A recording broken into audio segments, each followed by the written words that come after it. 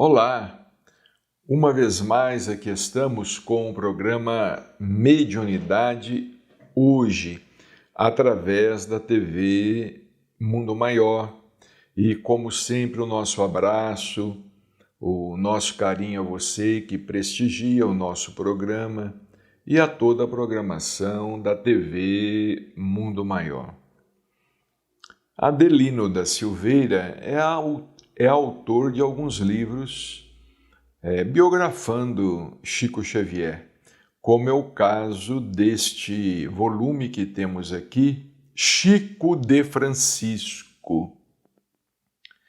E ele conta vários casos de Chico Xavier e transcreve algumas entrevistas inéditas que ainda não haviam sido divulgadas, Chico falando a respeito de diversos assuntos. Claro, isso há muitos anos atrás, mas são sempre assuntos muito atuais na palavra esclarecida de Chico Xavier, interpretando o pensamento de Emmanuel, o pensamento do mundo espiritual superior. Como, por exemplo, quando Chico respondeu uma pergunta a respeito das crianças excepcionais, das crianças que nascem reencarnam, não é? Com algum problema, alguma limitação de ordem mental. E foi perguntado ao Chico, foi num programa da Hebe Camargo, na TV Bandeirantes. Gostaria de saber se uma criança excepcional é karma, que a gente diz em termo espiritual. Karma ou sofrimento? É dos pais ou é das crianças? Foi a pergunta feita ao Chico. Esse karma reencarna uma criança com algum problema? Não é? Esse karma é dos pais, é da criança, é da família? Chico esclareceu, ele disse: a criança excepcional sempre me impressionou pelo sofrimento de que ela é portadora, não somente em se tratando dela mesma, mas também dos pais. E isso tem sido tema de várias conversações minhas com nosso Emmanuel, que é o guia espiritual de nossas tarefas. Ele então disse que, em regra geral, a criança excepcional é o suicida reencarnado. Em regra geral. Ele não está dizendo que em todo o caso, ele não disse que em todo o caso. Em regra geral, Emmanuel disse para Chico que a criança excepcional é o suicida reencarnado. Reencarnado depois do suicídio recente. Porque a pessoa, quando pensa que se liquida, está apenas estragando ou perdendo a roupa de que a providência divina permite que se sirva durante a existência, que é o corpo físico. A verdade é que ela em si é um corpo espiritual. Então, os remanescentes do suicídio acompanham a criatura que praticou a autodestruição para a vida do mais além. Então, Chico estava dizendo que o suicida, de maneira geral, além dele lesar o corpo físico, não é? Além dele comprometer a vida no corpo material, ele provoca também determinadas lesões no perispírito, determinadas lesões no corpo espiritual.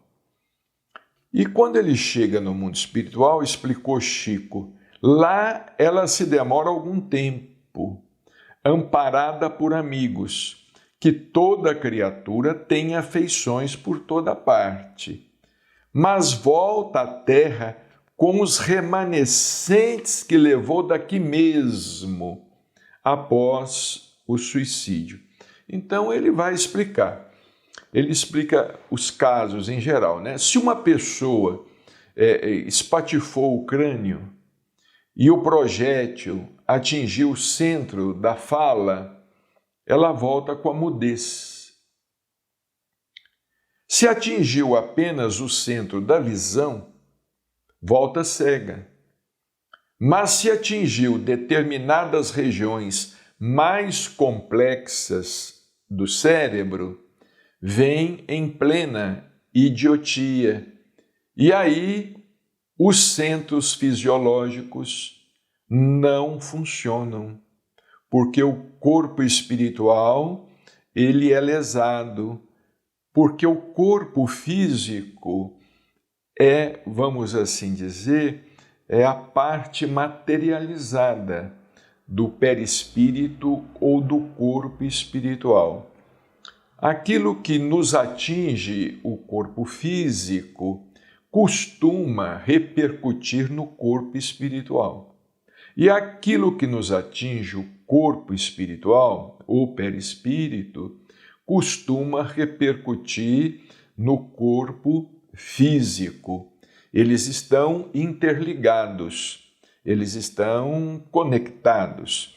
Vejamos bem, se eu coloco fogo na minha camisa, na camisa que eu estou utilizando, eu vou queimar meu corpo também, porque a minha camisa e o corpo estão justapostos, não é?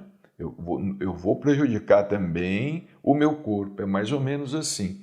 Se ferimos o corpo físico, nós provocamos certas lacerações no corpo espiritual. E prossegue Chico dizendo aqui, a endocrinologia teria de fazer um capítulo especial para estudar uma criança surda, muda, cega, paralítica, porque aí a criatura seria uma vida no santuário da vida, que é a parte mais delicada do cérebro. Se ela suicidou-se, mergulhando em águas profundas, vem com a disposição para o efizema infantil ou da mocidade, nos primeiros dias da vida. Se ela se enforcou, vem com a paraplegia. Depois de uma simples queda, que toda criança cai do colo da ama ou do colo da mãezinha, a vértebra que foi deslocada vem mais fraca. E numa simples queda, a criança é acometida pela paraplegia. De fato, a gente percebe isto, né? Às vezes um incidente qualquer não é tão grave assim para ter a gravidade que assume, não é? As consequências, não é? Às vezes uma criança leva um tombo pequeno, bate com a cabeça, a batida não tão forte assim, e ela vai ter consequências praticamente para o resto da vida. Ao passo que outras crianças que levam, vamos dizer assim, também tombos semelhantes, têm quedas semelhantes, caem, batem a cabeça, batem com as costas, batem com o tórax e às vezes não tem nada além de um hematoma. Já em outras crianças o assunto se complica, porque existe o problema já está instalado no perispírito, nesse corpo espiritual. E o Chico continuou dizendo aqui, e nós vemos por aí outras crianças que vêm completamente perturbadas. A esquizofrenia, por exemplo, disse é do suicídio depois do homicídio. Então, o Chico estava dizendo, interpretando o pensamento de Emmanuel, que muitas vezes a esquizofrenia pode ser isso, né? É um suicídio depois de um homicídio. A pessoa às vezes mata, assassina alguém e depois comete suicídio e logo em seguida. e vem numa situação de extrema perturbação. O complexo de culpa, dizia Chico, adquire dimensões tamanhas que o quimismo do cérebro se modifica. E vem a esquizofrenia como uma doença verificável, porque através dos líquidos expelidos pelo corpo é possível detectar os princípios de esquizofrenia. Mas o esquizofrênico é o homicida que se fez suicida, porque o complexo de culpa é tão grande, o remorso é tão terrível, que aquilo se reflete na própria vida física da criatura durante algum tempo ou muito tempo. Nos recordemos aqui que o Chico esclarece no início que isso é de modo geral, não é? Não podemos dizer que todo caso seja assim, não é? Cada caso é um caso, mas em regra geral, dizia Chico, é o que acontece. Há uma alteração no quimismo cerebral. E essa alteração é provocada pelo arrependimento, complexo de culpa, né? Complexo de culpa e pelo remorso.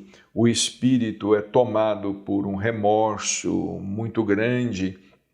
Nós temos visto, por exemplo, em nossas casas espíritas que realizam as sessões de desobsessão, os espíritos se comunicam, né?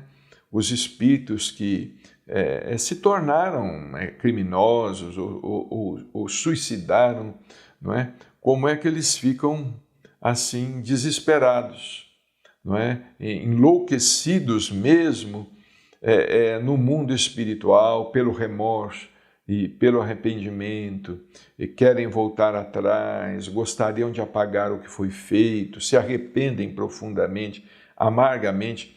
Aquilo não é possível. Claro, não é possível, porque a ação foi desencadeada, né? A ação foi desencadeada, então o espírito reencarna, né? Para que ele tenha sossego, para que ele tenha paz, ele reencarna.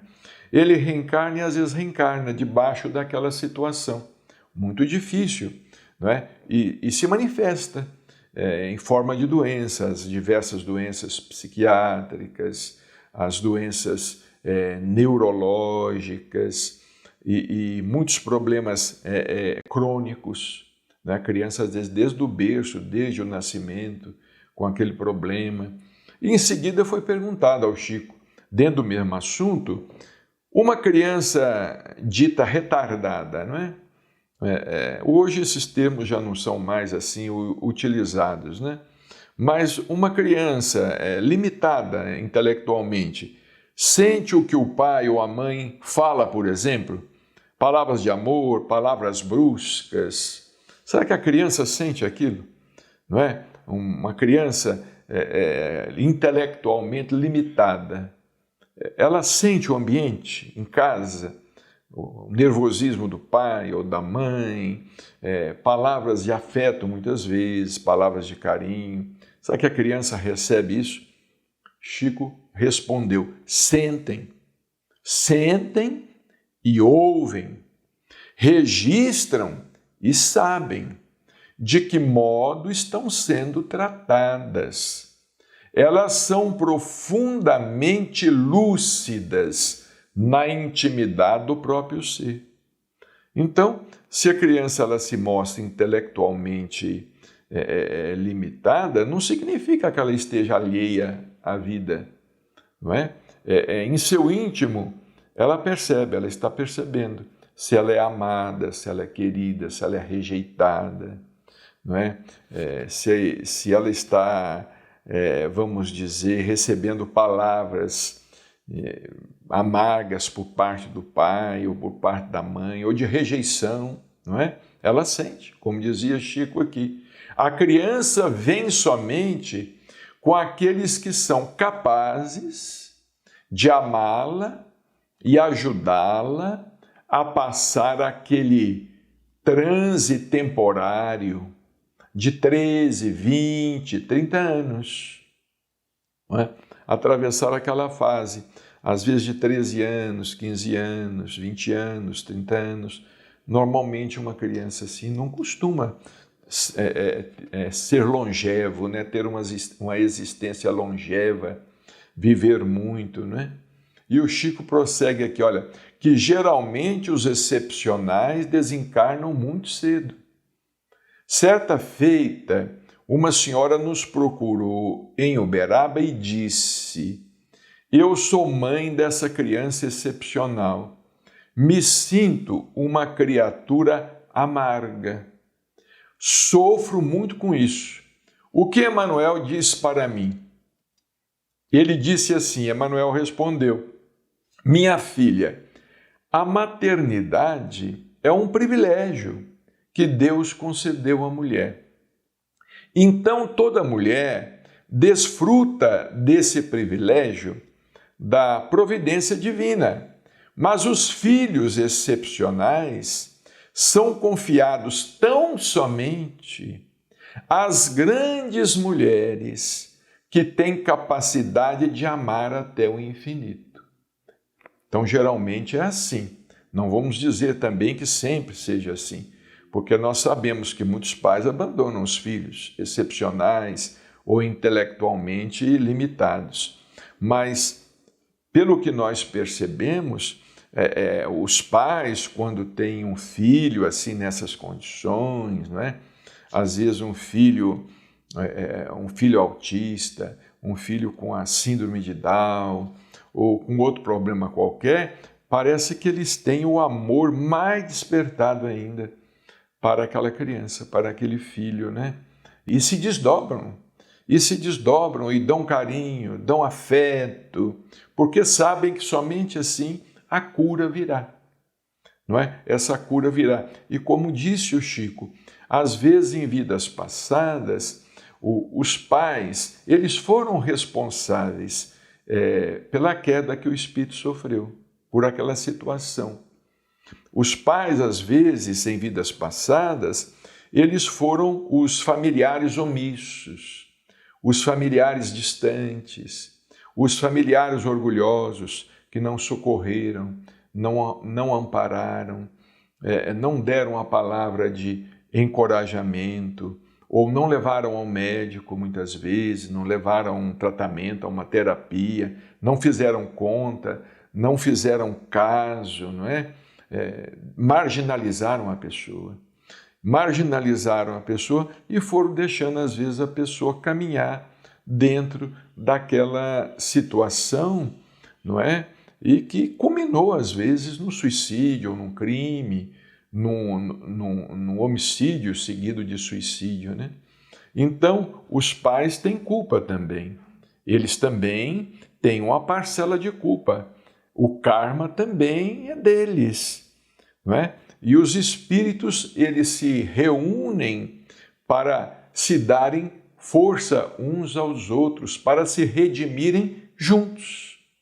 Para se redimirem juntos, não é? A lição é para todo mundo, porque a gente acha, a prova é só para o fulano, a prova é só para o cicrano. Não, a prova é para todo mundo que sente, não é? Como também é para todo mundo que não sente, porque existem aqueles que continuam indiferentes, não é? Ao sofrimento de uma criança ou de um jovem, não é? De um menino, de uma criança, de uma mocinha que tem problema mental, dificuldade no aprendizado, muitas vezes.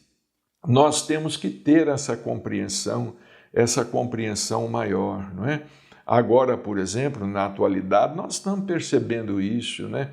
Muitos espíritos estão reencarnando, vamos dizer assim, de uma maneira não convencional, entre aspas, não é? Por exemplo, aí a gente vê o aumento da chamada homossexualidade ou da bissexualidade, não é? Nós estamos vendo essa situação tanto no campo masculino como no chamado campo feminino, né? A gente vê aquelas reencarnações não convencionais. Isso está acontecendo com muita frequência, não é? E isso é um aprendizado. É uma questão da evolução, uma questão evolutiva. Muita gente fala assim, isso é um desregramento moral, isso é uma punição. Por exemplo, quando surgiu, muitos anos atrás, né? Muitos anos atrás surgiu o problema da AIDS. Vocês se lembram quando surgiu? Creio que isto foi na década de 70, né? Surgiu aí essa questão da AIDS, então, que inclusive chegou a ser chamada de peste gay. Vejamos a discriminação, né? Chegou a ser chamada de peste gay. Então foram perguntar ao Chico, né? Chico, você acha que isso é um castigo de Deus? Ele falou, não, isso não é um castigo de Deus, não. Isso é o próprio homem que precisa ser mais cuidadoso, cuidar mais da saúde, ter mais equilíbrio, mais discernimento, cuidar mais de si mesmo, não é? Isso é uma situação que envolve toda a humanidade. Agora nós estamos aí, a pandemia, né? O coronavírus, né? Nós vamos dizer que a coronavírus seja uma peste discriminatória, né? Uma peste discriminatória? Também não é. Isso aí é um castigo de Deus? Isso aí é uma questão do homem, é do nosso livre-arbítrio, não é? E dentro dessa situação, nós observamos muita coisa. É uma oportunidade da ciência progredir, é uma oportunidade do homem ser mais solidário, é uma oportunidade do homem ser mais cuidadoso, cuidar mais da saúde, é uma oportunidade, enfim, do homem reconhecer a sua fragilidade, a fragilidade no corpo físico, não é? E a nossa fragilidade é tanta que, de repente, um vírus pode promover a nossa transferência de plano existencial. E aqui, neste livro, o Chico continua falando a respeito de tudo quanto é assunto. Por exemplo, aqui, quando ele fala que impotência sexual, perguntaram para o Chico certa vez, Chico, por que os casos de impotência sexual do homem estão aumentando nos dias de hoje? É o que nós estávamos falando, né? Dessa reencarnação não convencional. Ele disse assim, a vida atual na Terra exige muita movimentação das energias mentais. O chamado progresso tecnológico é imenso e reclama atividades múltiplas, tanto para o homem quanto para a mulher, ambos chamados pela força da evolução a colaborar na atualidade, de vez que os processos de vivência requisitam pesados tributos da força nervosa. Então, o Chico estava dizendo em trocados e miúdos que o homem, às vezes, ele é tão requisitado mentalmente, intelectualmente, por tantos problemas na vida, que essa energia ela vai sendo canalizada para outros setores. Bom, o tema é vasto, mas o nosso tempo está esgotado. Muita paz e até o nosso próximo programa.